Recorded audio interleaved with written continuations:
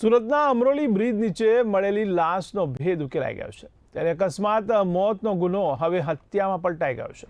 તો પીએમ રિપોર્ટમાં માથાના ઈજાના નિશાનો સામે આવ્યા છે. ત્યારે મોબાઈલ બાબતે મિત્ર વચ્ચે સામાન્ય બોલાચાલી થઈ હતી. તો રમેશ ઉર્ફે પાયલટે લાકડાનો ફટકો મારી હત્યા કરી હોવાનું ખુલ્યું છે. તો અમરોલી પોલીસે ગણતરીના દિવસોમાં જ આ કેસનો ભેદ ઉકેલી કાઢ્યો છે. રાજસ્થાનના બાંસવાડાના મૂળ વતની આરોપીની ધરપકડ કરવામાં આવી છે. 26ના રોજ અમરોલી પોલીસ સ્ટેશનમાં એક એડી દાખલ થઈ હતી.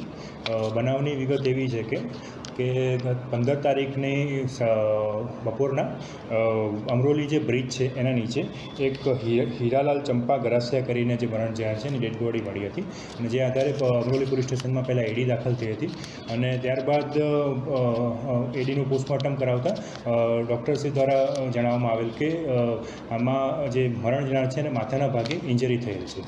જે આધારે પોલીસને સસ્પિશિયસ લાગતા પોલીસે આગળ તપાસ ચાલુ કરી હતી.